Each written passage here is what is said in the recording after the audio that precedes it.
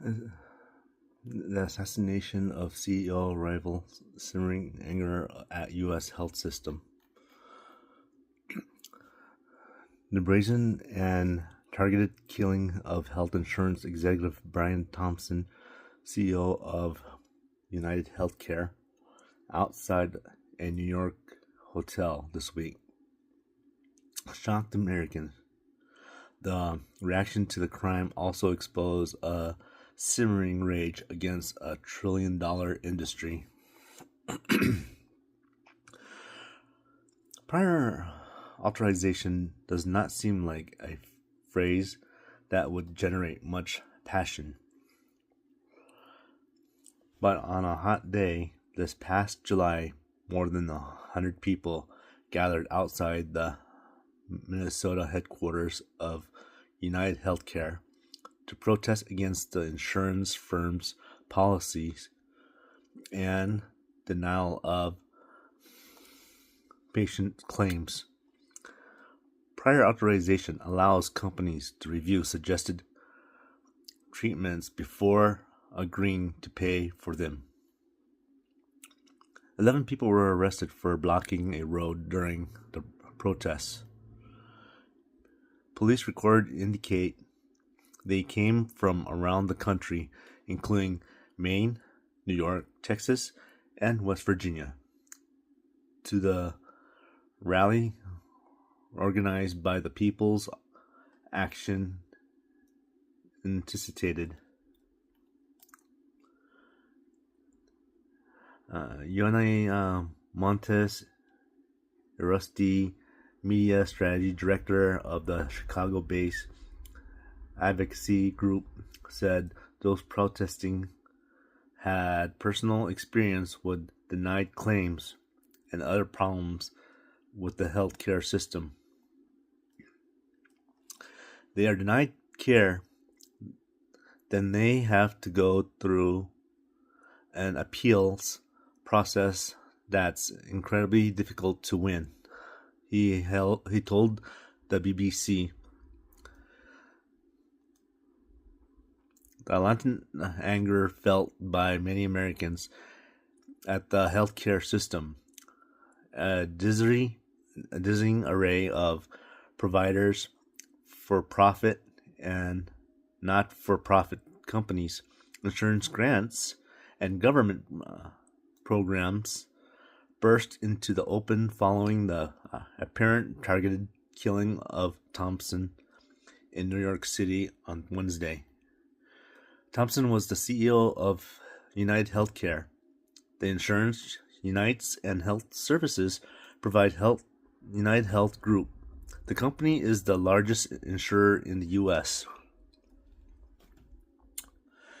Police are still on the hunt for the suspect killer, whose motivation is unknown, but authorities have revealed messages written on shell casings found at the scene.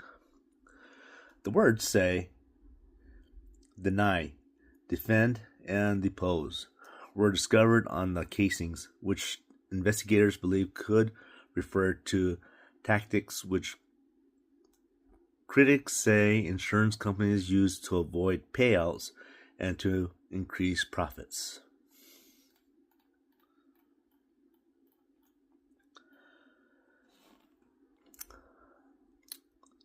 A scroll through Thompson LinkedIn history reveals that many were angry about denied claims. One woman responded to a post that executive had made boosting of his firm's work on making drugs more affordable.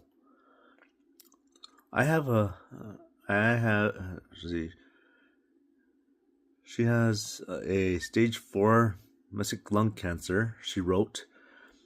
"We've just left United Healthcare because of all the denials for her meds. Every month, there is a different reason for the denial." Thompson's wife told U.S. broadcaster NBC that he had received threatening messages before. Wow. That's crazy. There had been some threats. Polity Thompson said, basically, I don't know, lack of medical coverage. I don't know details. I just know that he said there were some people that had been threatening him. A security expert says that frustration at high cost across a range of industries inevitably result in threats against corporate leaders. Alright, so I'm going to show you this quick video. Written on the shell casings of the bullets that entered the body and ultimately took the life of United Healthcare's CEO yesterday: deny, defend, and depose. What does that mean? I'm Dr. J. Max Slaughter. I'm an emergency medicine doctor, and I am just as fed up with health insurance as you are. I will say, right out of the gate, I do not condone violence. I understand how it reached this tipping point. Delay, deny, and defend are the 3 Ds that insurance companies have used systematically, not just every now and then to make extra profits.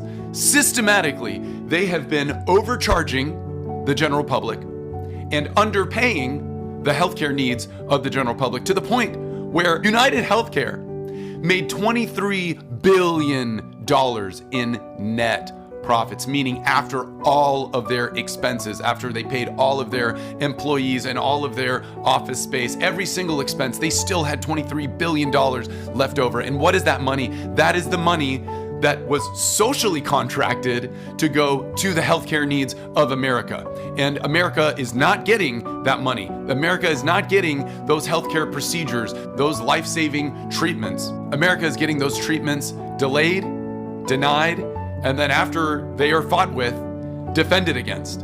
And that is how they have netted these huge profits. And they do the exact same thing to physicians and healthcare entities. They delay, they deny, and they defend. To the family of United Healthcare CEO Brian Thompson, I want to extend my sincere condolences. And to health insurance companies across the US, there is a path forward with the general population, and that is simply to do the right thing. And right now, you are not doing the right thing. And if you don't start to do the right thing, I am personally very afraid that we will see a lot more of this shooter's 3 Ds: deny, defend, and depose.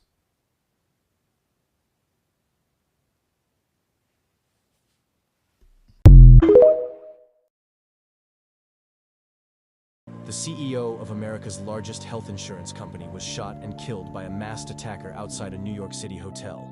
United Healthcare CEO Brian Thompson was fatally shot in what appears to be a targeted attack. Police have launched a huge manhunt to catch the killer, who fled on a bicycle into Central Park. Witnesses said the suspect waited outside the hotel before the shooting and knew which door Thompson was going to emerge from before firing from point-blank range. Officers performed CPR before he was rushed to the hospital, where he was pronounced dead. Thompson was 50 years old. The NYPD is offering a $10,000 reward to anyone with information regarding the shooting. You are looking at a gunman carrying out a hit. Police say no question he's aiming at his target, 50-year-old Brian Thompson, the CEO of United Healthcare. It appears the suspect was lying in wait for several minutes. And as the victim was walking to the conference hotel, the suspect approached from behind and fired several rounds. Apparently, the gunman waited for about 5 minutes for Thompson to arrive at the Hilton Hotel on West 54th Street and 6th Avenue. Thompson was on his way to speak at the United Healthcare Group Investor Conference when the gunman walked up from behind and fired several rounds. This taxi driver witnessed it all. I hear a shot, and when I look around, I saw a guy with a gun, and he shot 3 times. And then he started running.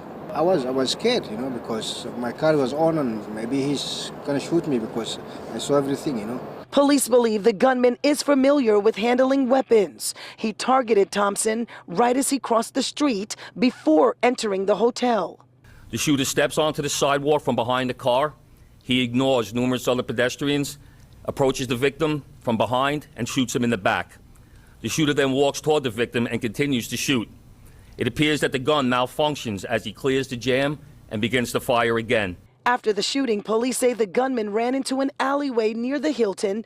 He then hopped on a city bike and was last seen riding the bike into Central Park. The timing and location of Thompson's shooting death has left some tourists very concerned. I think it's definitely sad to hear that. I think we need more information to find out what was going on.